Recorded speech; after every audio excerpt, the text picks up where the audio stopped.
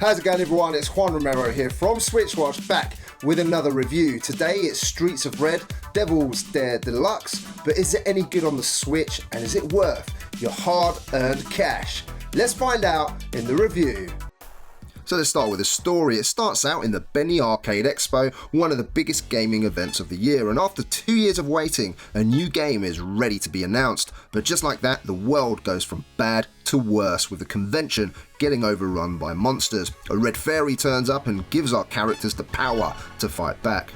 This is in return for the souls of the monsters killed.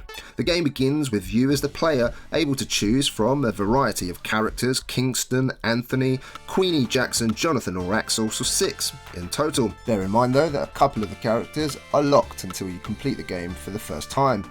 Each has their own strengths and weaknesses, and the story has just enough charm to warm you to the game, and I liked it short and sweet. Throughout the game there are plenty of homages to films, games, and even a famous reviewer, none other than Jim Sterling, who you can defeat as a boss in the game. Other than that, I don't want to spoil any of the great little homages this game has in store for you.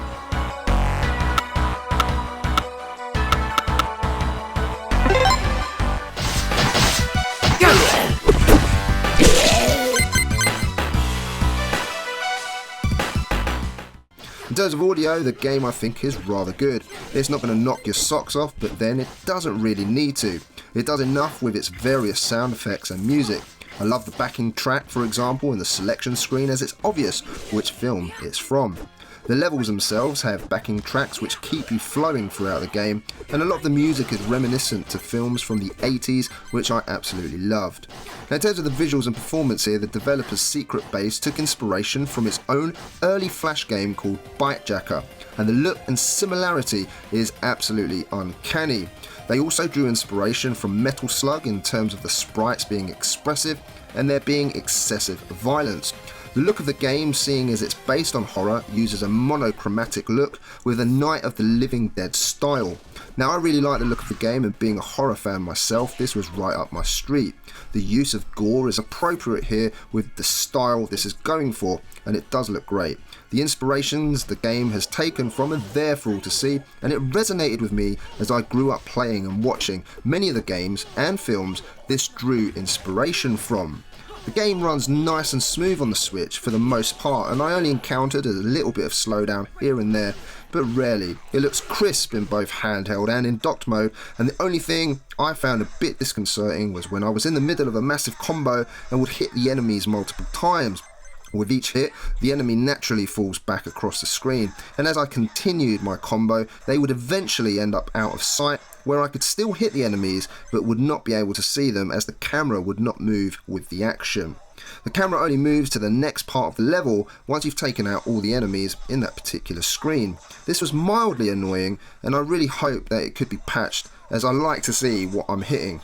Now let's move on to the gameplay, the most important part of any game, and one look from the outside at a game like this, it's easy to judge such games as just another shallow beat 'em up harking back from the 80s and 90s. If you look closely into games of the arcade era, the one thing that made them so addictive was putting your money in and your playtime only lasting a few minutes, sometimes seconds at the most, due to their difficulty. To continue, you would have to put more money in to get further, and when these games were converted to home console, no money was of course necessary to progress. Only then did it become apparent at how much some of these games lacked in depth. Streets of Red didn't want to be just another shallow side-scrolling beat-em-up. The game is simple but quite difficult to master, and while button mashing will get you so far, mastering the controls, crowd control, as well as knowing when to pull off the right combos to take down as many foes in one go is going to win you the day. The better you do, the more cash in-game you make. The more cash you make, the more soul tokens you're able to buy, which are basically your continues if you perish. Back in the old days, it would have meant a quarter, or here in the UK, a 10p piece. So I love the twist here, using virtual currency to be able to continue your game. You can also upgrade some of your moves with your hard-earned virtual currency, which helps later on. The game rewards players for doing well with virtual cash, and this is what also makes it super addictive. On my first playthrough I tried classic mode, which is a medium difficulty level, which still allowed me to unlock the achievements within the game. I bought as many soul tokens on my run as I could afford, as permadeath was something I didn't want. I ended up using 3 of them. Achievements include completing the game with a good ending or killing 500 monsters, for example. 2 hours later I just about completed the game and had got the good ending, which I was kinda happy with but was far from done. Jackson was my favourite character. It was something about him being called the Teen Ninja which appealed to me. He also uses a more traditional fighting method favouring hand-to-hand combat, and being able to string moves together was a pleasure with this character. There is a character here to suit everyone's playstyle. If you want to use a gun, then choose Anthony, who uses a rapid fire weapon but also has some great special moves. Choose Jonathan for more close combat but with a shotgun, and use Kingston for some hilarious shovel kills.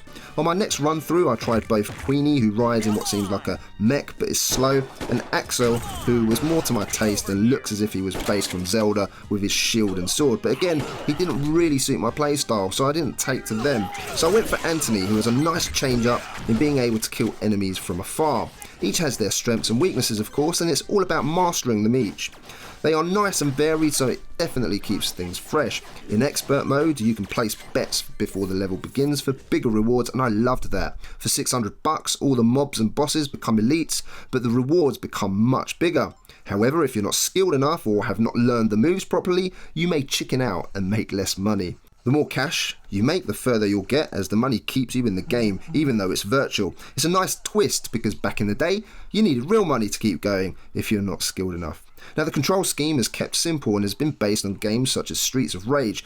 This keeps things accessible, with most moves being able easily to be pulled off. There is a blue SP meter used to pull off the special moves, and there's 4 chunks available. You need 1 chunk to pull off a special move, and in the midst of taking damage you can pull off a devastating defensive attack using 3 chunks. Now, using special moves is essential for keeping your combos going, so it's imperative that you use your blue meter wisely.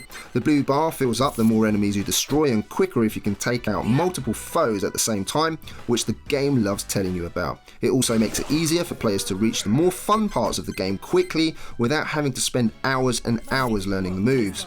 The challenge comes certainly in expert mode, in knowing how to manage the crowds of enemies, and when you string moves together to kill enemies while keeping your combo meter up for the bigger rewards. Kill many enemies together and the reward of course is larger. Drops of coin and food are better to keep your health bar up. Now, playing the game is fantastic solo or with friends, because the game adjusts the difficulty accordingly. Having to restart the game is not going to be to everyone's liking, but the game does a very good job in rewarding players who are willing to take a little more risk. I like the systems implemented here, as they feel well balanced. It's a game I'm having fun playing over and over again, whether it's just for 5 or 10 minutes or a longer playthrough. You could say the game is a roguelike, as it contains permadeath, meaning your save will be wiped clean if you perish, hence the importance of managing your money and buying up those soul tokens. But unlike most games of this nature, Streets of Rage doesn't have randomised levels. Here you can choose which levels to tackle, meaning most runs will be in a different order, even though the level itself will always be the same. Having the choice though adds some freshness to each run, which is always nice. Bosses are great fun too, often based on horror movies, other games or a certain reviewer.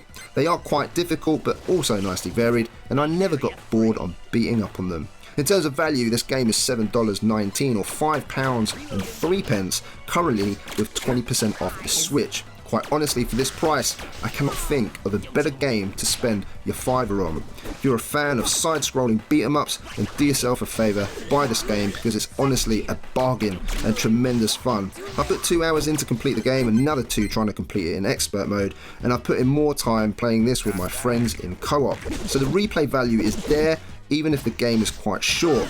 But honestly, who can complain with the rich and fun content you get here at this price? And if that's not enough for a $5, you also get survival mode here, which is also really fun to see how long you can stay alive for. In terms of my verdict then, this is a top indie game, and one which is fun. It will keep your attention. It has everything you would want: fun gameplay, great visual style and decent audio. Throw in all the homages and you're on to a winner. What sets this apart though is the in-depth mechanics, which feels satisfying, as well as having a nice set of characters to play with and the ability to play with up to 4 friends locally. This has been well thought through, and adding money so that you can try and control how long you stay in the game is a great addition. Another homage to the arcade days, but one which also serves an important purpose within this game. For the price, it's a must buy, especially if you're an 80s child like me. An 8 out of 10. Guys, I hope you enjoyed this video, and if you did, then please hit that thumbs up button. It just lets us know whether we're doing a good job or not with our videos, and whether you're enjoying this content. Let me know. I know this review's a little bit later than we planned. If you've already got the game already, let me know what your thoughts are in the comments down below. I'd love to get to know what you think about this one, and I'll certainly do my best to respond. Lastly, if you're a new watcher here, then please consider subscribing for more reviews like this one, and I just want to thank all of our existing subscribers and watchers and people that continue to support our channel. We honestly couldn't do it without you. My name is Juan Romero from SwitchWatch, and of course, I'll see you again on the next one. Take care.